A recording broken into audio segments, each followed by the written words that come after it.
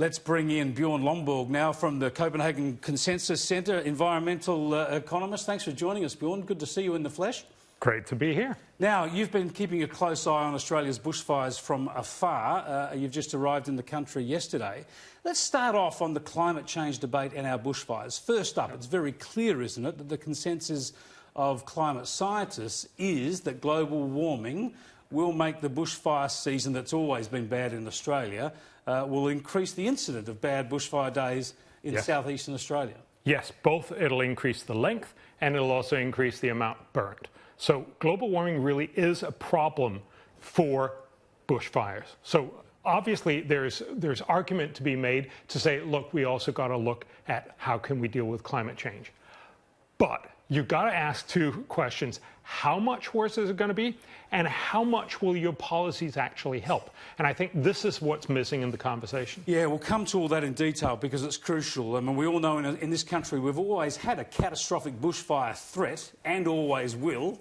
But we do have to have a mind to the fact that climate change could increase the incident, make it worse. But there's been a lot of focus to suggest that we're already seeing that the main problem here with these bushfires this summer has been climate change. And in order to do that, there have been a lot of claims by a lot of people that these bushfires were unprecedented.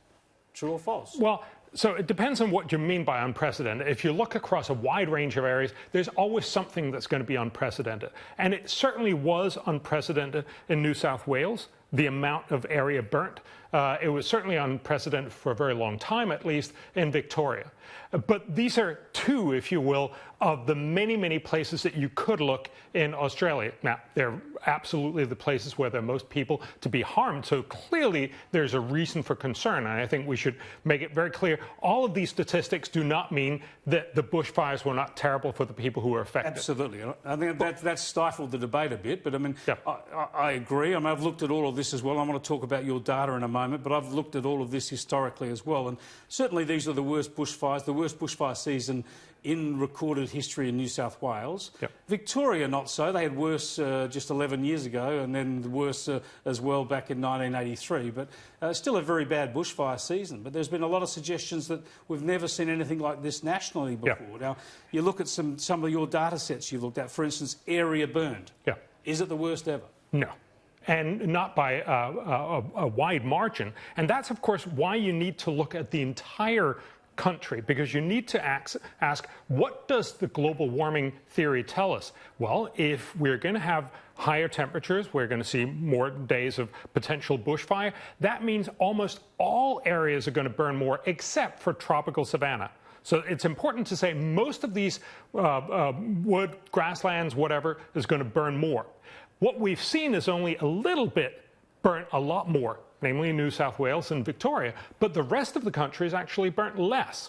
And so you have to say this cannot just be climate change if you actually see much less being burnt overall.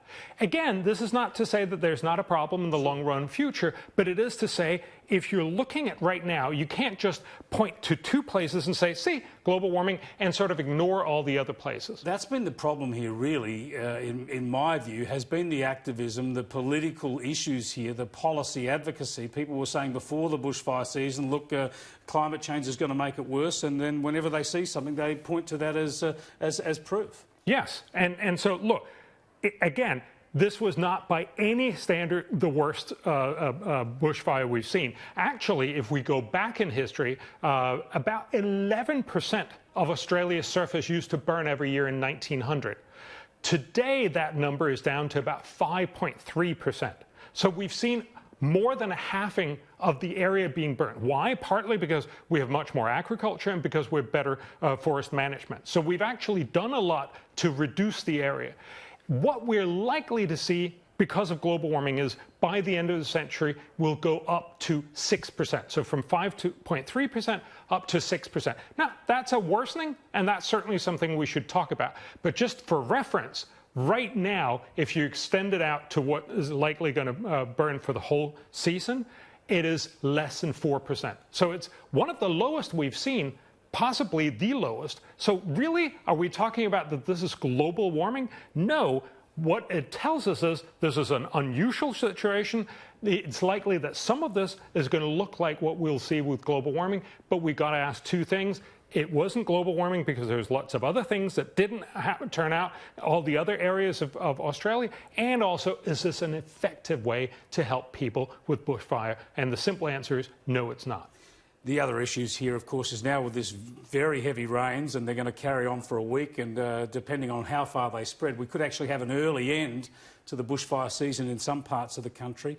The other issues here, fatalities. We've often seen higher fatalities than this year, even though populations, of course, moving into bushfire-prone areas are higher.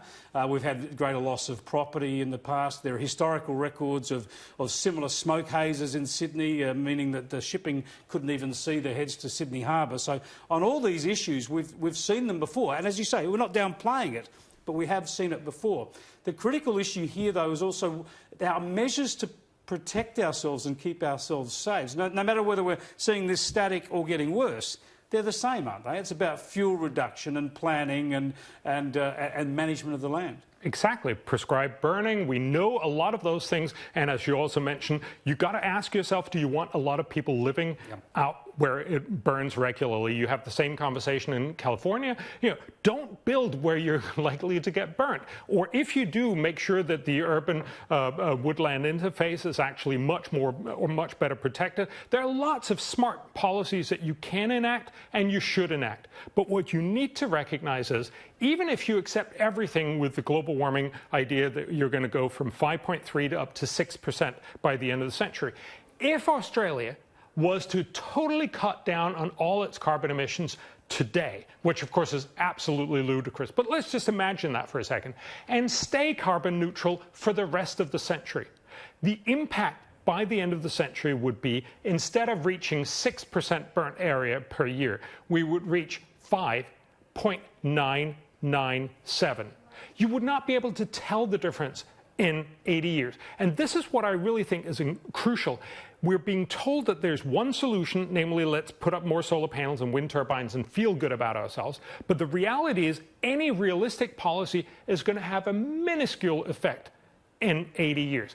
Why the hell wouldn't we actually want to do the smart thing, the things that would actually work, the thing that would help people? This is the critical point with those numbers you detail there. It just buttresses the argument.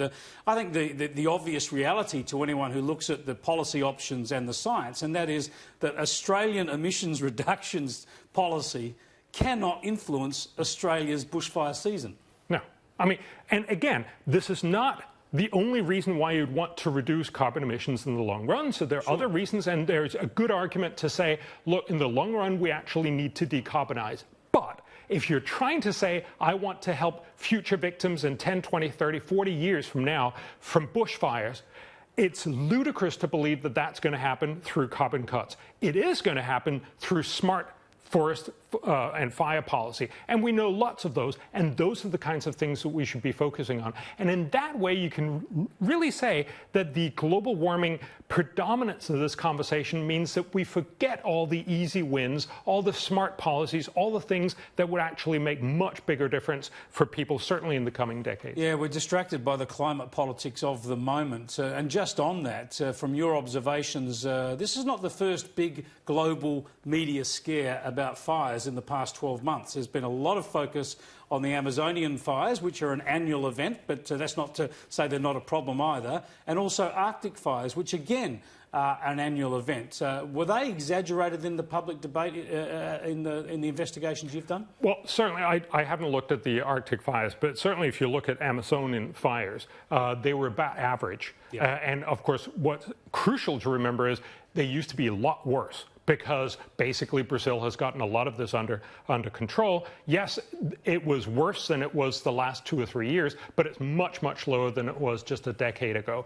That underscores the fundamental point, again, to say that if you want to tell people to not burn your forest, you've got to ask yourself, why are they doing that? Well, they're a developing country. They actually want to get rich. They want to grow, soybeans and a lot of other things.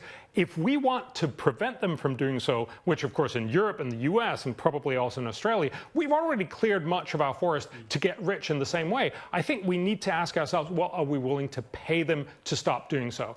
That's a fine argument, but just tell them, don't get rich in the same way we got rich is a little hypocritical. It is a problem. We're going to run out of time here. I just want to get one more issue from you, and that is the issue of gas, using gas as the transition fuel, as the fuel that reduces emissions compared to coal-fired energy, but melds in nicely with renewables. We've seen an amazing transformation in the US, fracking gas, lowering emissions even while their population and their energy increases. Is this the big missed opportunity for Australia?